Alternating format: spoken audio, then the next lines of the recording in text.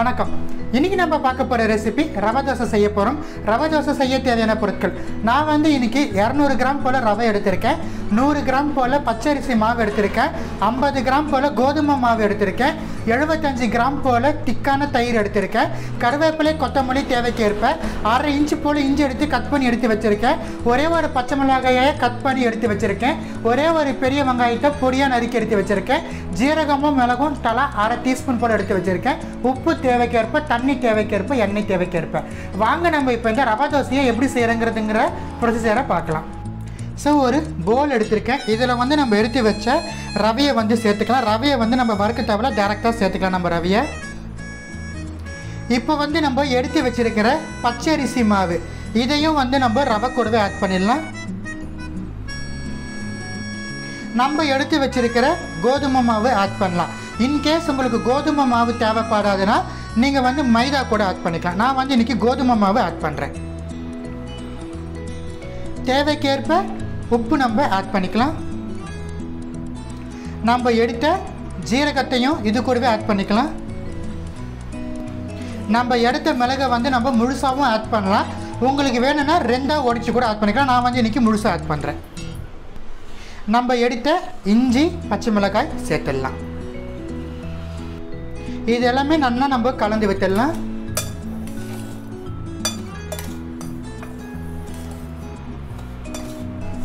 இப்போ நம்ம எடுத்து வச்சிருக்கிற தயிர் ஆட் பண்ணிடலாம். தயிரை சேர்த்துட்டு நம்ம நல்லா கலந்து விட்டுடலாம். நான் வந்து இன்னமும் கொத்தமல்லி கருவேப்பிலை வெங்காயம் சேர்க்கலை. ஸோ இப்போ நம்ம தயிர் கூட இந்த ரவை வந்து நல்லா ஜெல் ஆகட்டும். நல்லா கலந்து விட்டாச்சு. நம்ம எடுத்திருக்க தயிர் வந்து ரொம்ப புளிச்ச தயிராக இருக்கக்கூடாது. தயிர் வந்து கொஞ்சம் திட்டமான புளிப்பில் இருக்கணும். அப்புறம் தோசை வந்து கொஞ்சம் கிறிஸ்பியாகவும் நன்னாவும் இருக்கும். நம்மளுக்கு ரொம்ப புளிப்பு தன்மையோடு இருந்தால் தோசை நம்மளால் வாயில வைக்க முடியாது. தேவைக்கேற்ப நம்ம தண்ணி ஆட் பண்ணிக்கலாம். ரவை தோசைக்கு வந்து தண்ணி வந்து அதிகமாக இருக்கணும்.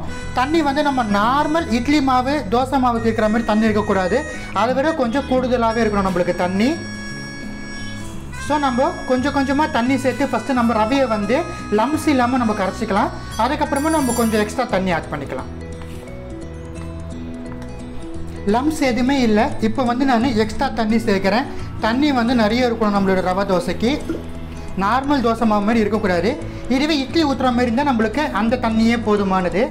ஸோ பாருங்கள், இவ்வளோ மொத்தம் நம்மளுக்கு தண்ணி இருக்கணும். இவ்வளோ மொத்தம் நம்மளுக்கு தண்ணி சேர்த்தா தான் வந்து தோசை வந்து நல்லா கலக்கல கிறிஸ்பியாக வரும் நம்மளுக்கு. ஸோ இப்போ வந்து இதில் நம்ம எடுத்து வச்சுருக்கிற கருவேப்பிலையை வந்து நம்ம சேர்த்துடலாம். தண்ணி ஆட் பண்ணதுக்கப்புறம் தான் வந்து நம்ம கருவேப்பிலையை ஆட் பண்ணணும். கருவேப்பிலையை ஆட் பண்ணிட்டு நம்ம நல்லா கலந்து விட்டுடலாம்.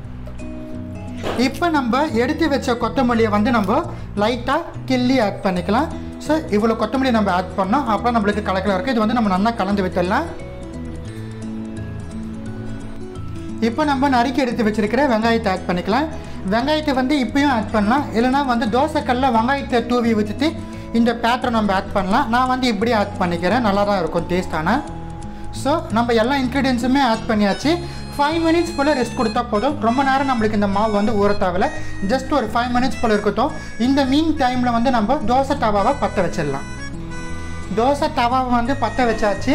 ஸோ மிதமான தீயில பற்ற வச்சுக்கலாம். இது வந்து நம்மளுக்கு 3 மினிட்ஸ் போல் ஆகும் ஹீட் ஆகிறதுக்கு. அதே டைமில் நம்மளுக்கு வந்து 5 மினிட்ஸ் போல் மாவு ரெஸ்ட் ஆன மாதிரியே இருக்கும். ஸோ பாருங்கள், நம்மளுக்கு பேன் வந்து நல்லா ஹீட் ஆகிடுச்சு நம்மளுக்கு தோசை தவா. ஸோ இதுவும் 5 மினிட்ஸ் போல் ஆகிடுச்சு நம்மளுக்கு இந்த பேட்டர் ரெடி பண்ணி. இப்போ வந்து நம்ம பேட்டரை வந்து நம்மளுடைய தோசை தவாவில் போட ஆரம்பிச்சிடலாம். ஸோ இந்த இவ்வளோ மொத்தம் நம்மளுக்கு தண்ணியாக இருக்கணும். இப்போ பாருங்கள், எடுத்துகிட்டு அப்படியே போர் பண்ணிடணும். நார்மல் தோசை ஊற்றுறது போல் ஊற்றக்கூடாது. ரவை தோசையை அப்படியே போர் பண்ணணும்.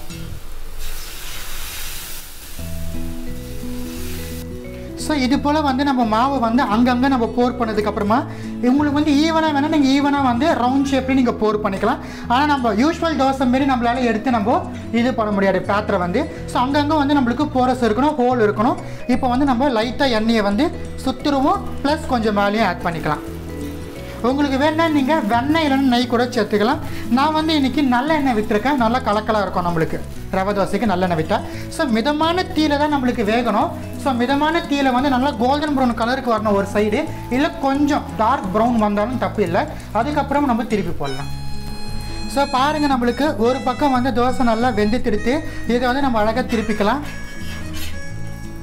ஸோ தோசை வந்துச்சுன்னா ஆட்டோமேட்டிக்காக நம்மளுக்கு திருவிடும். பாருங்கள் நல்லா நம்மளுக்கு கோல்டன் ப்ரௌன் கலருக்கு வந்திருக்கு. இது போல் வந்ததுக்கு அப்புறம் தான் திருப்பணும். அகைன் மிதமான தீரை தான் இருக்கணும். அதே போல் இன்னொரு சைடு வெந்ததுக்கு அப்புறமா நம்ம தோசையை எடுத்துடலாம். தோசை வந்து நம்மளுக்கு இன்னொரு சைடு நல்லா வெந்துடுச்சு, நம்ம எடுத்துடலாம். ஸோ பாருங்கள் தோசை வந்து நம்மளுக்கு 2 பக்கமாக வெந்துடுச்சு, எடுத்துடலாம். செகண்ட் தோசை நம்ம ஊற்ற போகிறோம். அதுக்கு முன்னாடி வந்து ஒரு காட்டன் கிளாத்தோ இல்லைனா வெங்காயத்தோ வச்சு தோசைக்கல்லை வந்து நல்லா ஒரு வாட்டி தொடச்சி விட்டுருங்க. ஸோ அகைன் மிதமான தீயில் வந்து நம்ம ஊற்றணும். செகண்ட் தோசை ஊற்றுறதுக்கு முன்னாடி ஒரு 30 செகண்ட்ஸ் போல் டைம் கொடுத்துருங்க. அப்புறம் தோசைக்கல்லை வந்து கரெக்டான சூடுக்கு வரும். ரொம்ப சூடாக இருந்தாலும் தோசை வந்து ஊற்றும் போது தீஞ்சிடும். ஸோ கரெக்டான சூடுக்கு இருக்கணும்.